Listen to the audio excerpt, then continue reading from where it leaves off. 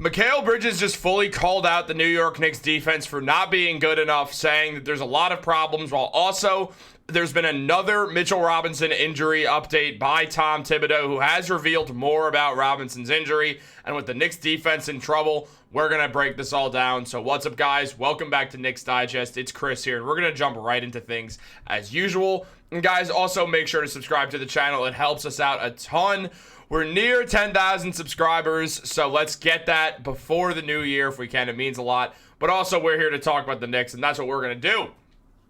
The New York Knicks defense this season has been stumbling around like the town drunk, and it's gotten to the point where they let the Detroit Pistons end their losing streak against the Knicks when the Knicks, they lost an ugly game to the Pistons where their offense looked good, but the defense was just terrible. And Mikal Bridges, a guy who's supposed to be one of the best defenders on the team, and at points has looked like that, and other points not so much, called out the Knicks defense and said a lot about their problems, saying that he thinks communication was the biggest thing. There was a lot of poor communication in transition, and he said it's not a thing that we don't like each other or anything. It's just that sense of urgency. We've got to understand that we don't talk to each other, or that if we don't talk to each other, it's going to hurt us.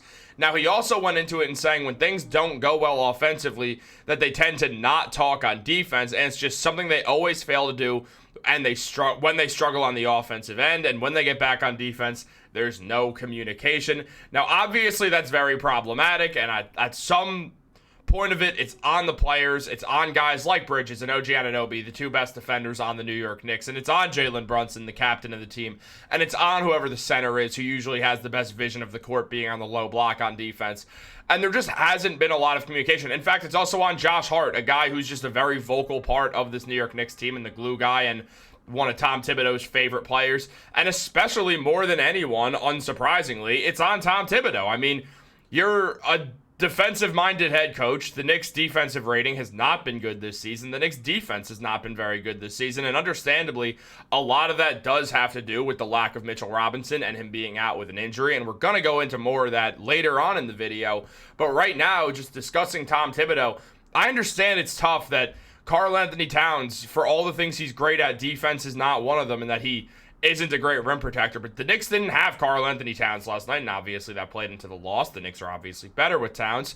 But you look at the Knicks, the team had rim protection last night between Huck Porty and Jericho Sims for the few minutes that Sims played, but Sims didn't do anything of note, as Dariel highlighted in the post-game video that he did.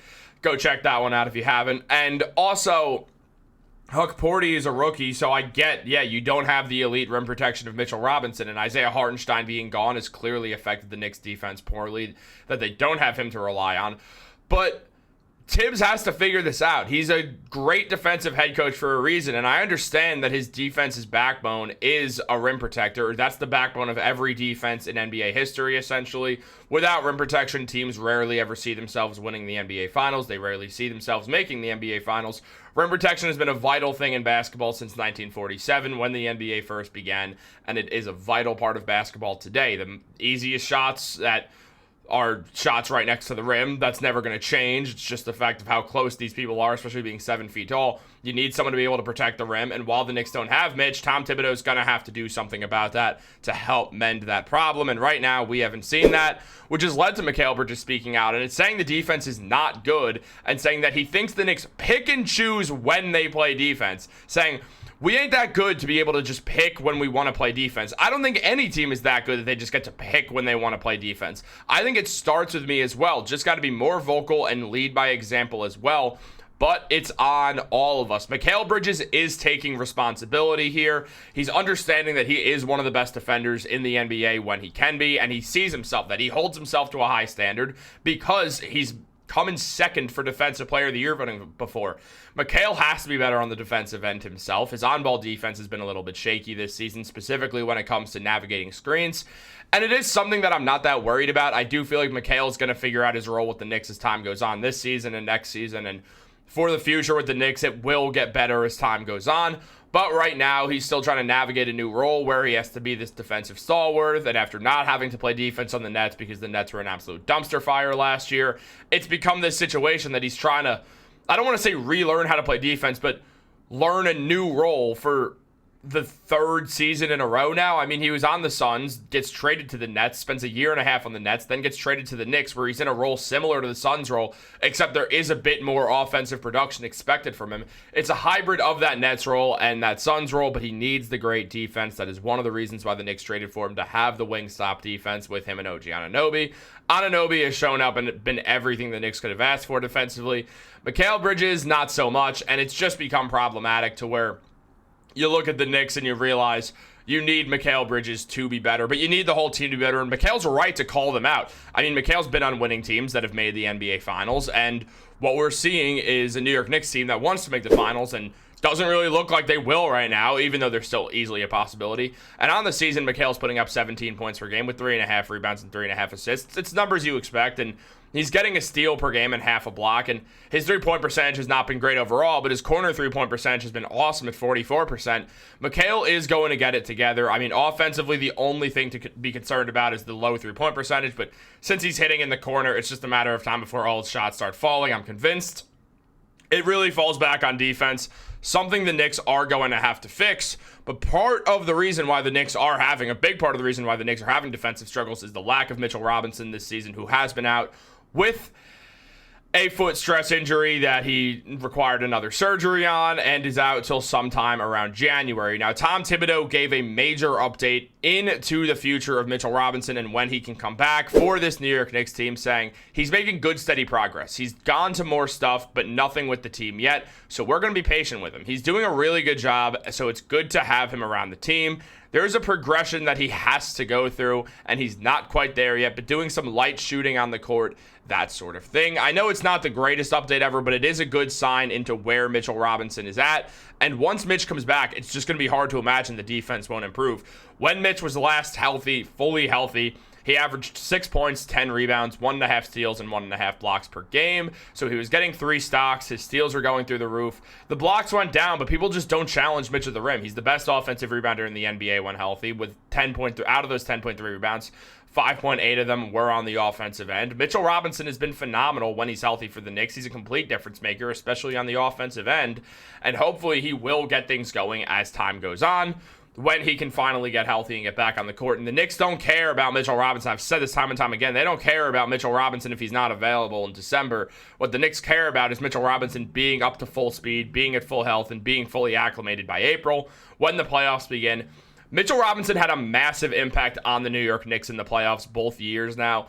I mean, when they played the Cavs, the man was effectively one of the most important players on the court. He was dominating Jarrett Allen and Evan Mobley at the same time, where Jarrett Allen ended up saying that meme now, saying, I guess the lights were brighter than expected, and Mitchell Robinson just absolutely tormented him. Mitch has tormented Jarrett Allen throughout his entire career. Because when Jarrett was on the Nets, a lot of Nets fans would say that Jarrett Allen was better than Mitch. Mitch is on Twitter a lot, so he saw that and did not take kindly to that. So Mitch really gets up. Mitch is one of those guys who gets up for certain matchups when he feels like he has something to prove. It happens with DeAndre Ayton all the time, because Ayton was the first overall pick in the 2018 draft. Meanwhile, Mitch was 36th overall, and Mitch stands by that he's better than DeAndre Ayton, which I will say, he is better, or he's better for winning teams, because he adds something valuable that DeAndre Ayton doesn't add, which is defense at the rim. And DeAndre Ayton's not a good enough offensive player to have weaker defense.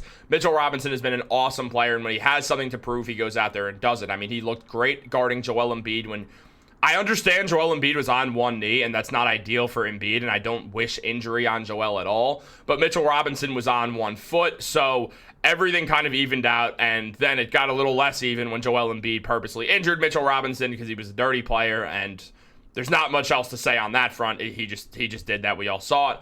But this comes on the heels, this Mitchell Robinson injury update, of Mitch saying on Twitter, "Let's go, I got some great news," which everyone kind of wondered, is this about basketball, or is it just Mitchell Robinson saying, like, maybe he got new rims for one of his Hellcats or something?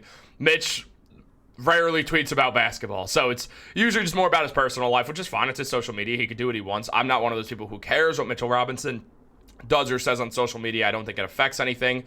But Mitch then followed it up by asking for what I now know is a country music star in Megan Maroney to come to his first game back. So Mitch is looking forward to his first game back, and clearly it makes it feel like that good news is something about that. And then the next day he tweeted out, "Today is a great day, #blessed."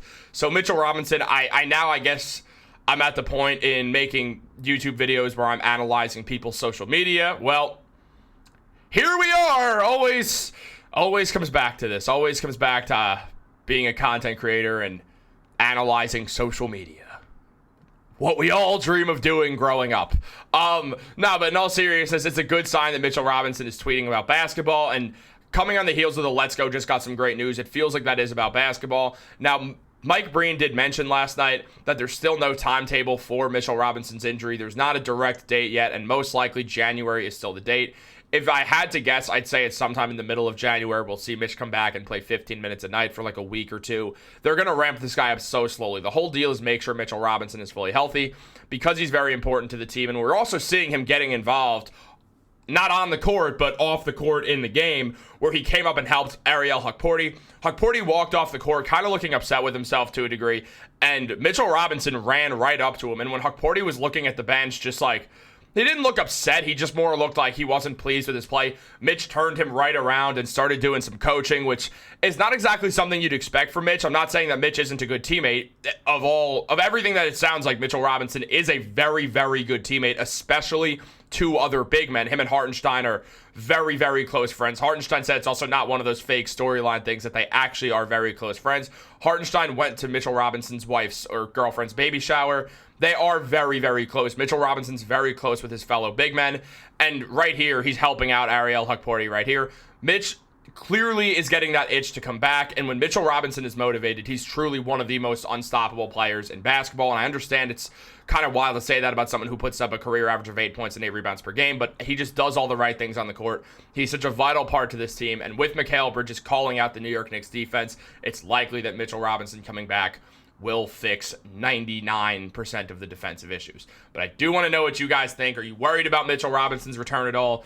Do you guys want to see Mitch start when he comes back? Let me know in the comments down below. I'll put a poll out and then probably do a reaction video to that. Let me know if that sounds fun. Like this video, subscribe, turn on post notifications. Let's get to 10K, guys. Have a great day, and go Knicks.